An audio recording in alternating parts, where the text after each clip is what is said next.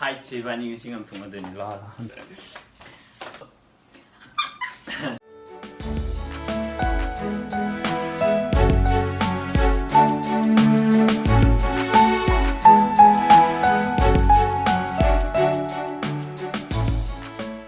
Mẹ ngasi video gì am nung ai đâu mà lẽ hana am ta udri ba mafam ma ne ne si chat pa phang du je ado mẹ am char ke video ji lo bu yang video du ga mafam du gi maming do kai ko yi have na ching da mẹ am comment da soidana pi viramu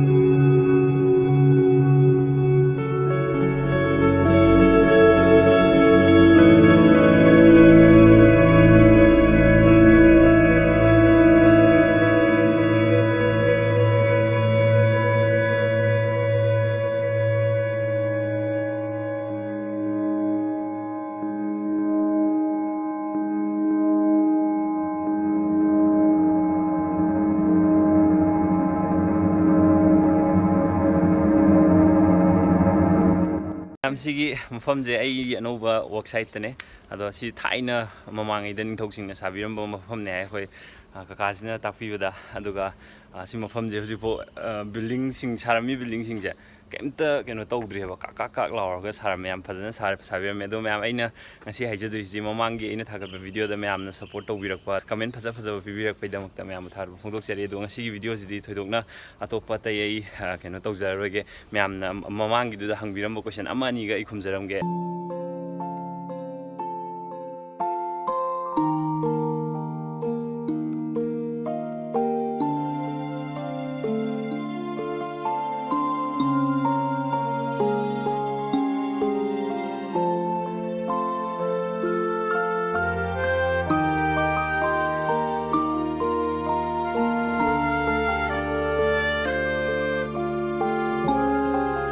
anova mafam ne ai yu and ya ho ai sim pham ji changudri adu mafam ji da leiba laisang je kai maming kawi ke do wi have jo ai research phajana tawga lakchaban na chade aduna ai khangoutre khangwi ba yawarga di myam comment ta dum maming sing do haibiramo myam ai ju khangjen je hoge myam punna khangjen min ji mafam ji di phajai nei namga hapjar phane myam ado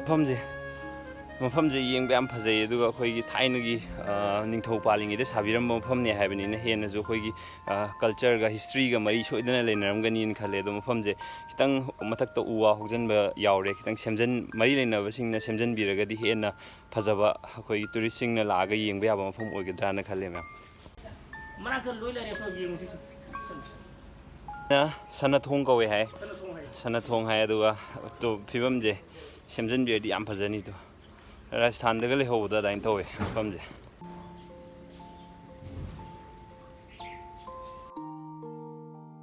Jikna khoi surung lai hai si manung da surung yeng lai ne ado horen video je thagala matung da upload taw ya ba video oidira ya da oidira khangde mamangi kangla gi thagat pa di kakhi bu go maton da youtube na kakcha gi ba ado ngasi gi je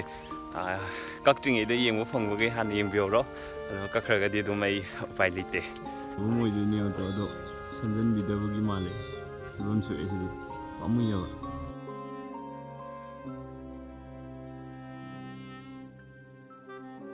Sini aja ini apa surung ni apa tu, hanya gitu sih deh dah, sih deh jangan berapa, sing, tu sih thak lagi je, sih thak lagi tu, sih sini ado ising na pikthala lai re pai lai tre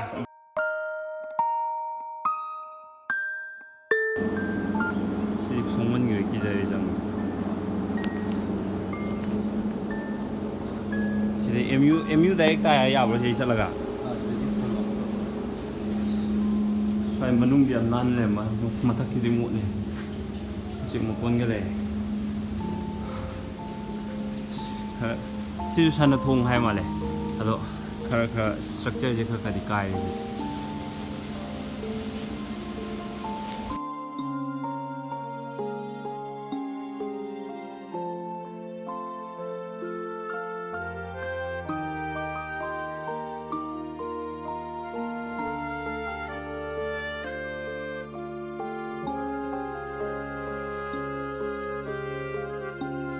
Manipur change am tore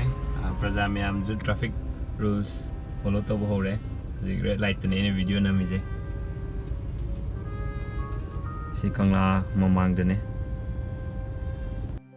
myam hojiki aina mamang da hapsa video do ngai bi di comment ta ngai ti soi na haibiro mo phom doi aham boi na ngasi chacharu bane ngasai yu aduga ai mamang gi video du da question myam hangbire thabak tok tong na kasmaina video nambai matam ko main kai thoino ha ju hangbire smaina ai video anamba je ai nungdang da namba anamba oibne ai je sabagi number so ro suti numit ta khatane ba ina ayuk nungin da number phangi je aro ngasi gi du di aina ai site visit chat pa kanda ngasai gi mafam je thengna badagi ai namak phane aduga ai aina toi thabak se kar kai thabak no na ju hangbire adum je khumjaramage ai je PhD da Public Health Engineering Department da section officer oina lejabane 2014 gi batch ta I chang hobane adu aina mamang da MTech to we na ju hai khole na amaju doubt amaju hange aduna government na sponsor to roga MTech to ba thabi bane adu ga ma'am ai video edit to se ka kai de edit to we mamang da ina phone de edit to we ne edum hai bane ba ado handakti ai gi workspace silai sigi TV ji ga ai sigi CPU ji ga connect to roga TV ji na monitor oi thoga sigi computer ji dagi oina ai edit to re ji kan je aduga software ma imana bomna pibirak-tana adu software do seasoner ga towe ado software se maming je keno ko Adobe Premiere Pro ko ado ma'am aduga question amaga hange ayu wife ka igaje kanana hena wange na ado ngasidi aseng bugi kana wange do je yengale oh aina hana lao na ha thamam ai je chatre oh ngai re ma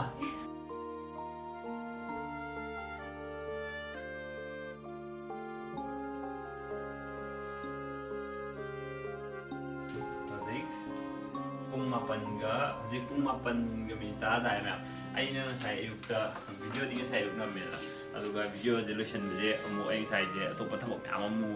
website ki chat ki da ge nam video resolution man ho jeba ada di mati am lo shale aduga ai question me am khum ge ha da ai mafam da question du khum da bai tanja phang da ai khum mak treba duna question mate khara do ai se khum jaram bane height se bani ngi singam thum da ni la okay khong yu height chang ado camera 좀 시험이야. 아이는 데도 왕해머네. 아이 하이체. 아이 하이체 5.5 feet 왕머네. 5.5 하이체. 마네. 그린 당 그죠 이 강이. 아이 따라와 강이 난 그린 당이 제 강 노인이야. 린스로트 레바 덴탈 클리닉, 케어 덴탈 클리닉 다 ma pui aduga atopa sarkargi government job ti tawde adagi 60 about 63 about hai tare ma comment me amma habire the wish me amma on bibire question khara hang sing doina khalaga khumjabane ado aina khumba walo question orga su sei sigi video sigi makhada comment amuka su hana to biro me am comment yaman bagi 900 something comment lae comment me am do ai loim bakti pa gre do ai hujik khumge to kan di au khara du khatane me am aina khumjare je ado ngasai mamangi video thagat ki video du da ai handak 50k subscriber ke gumba yoragadi adugi subscriber yor kan da aina ki huwe to godabagi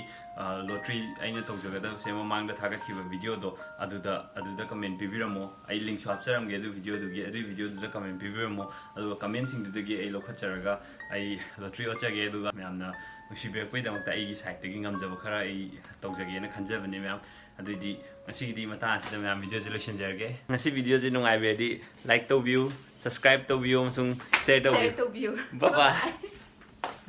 chong thok chong yin yam hai phan long chong ge la ko da matang che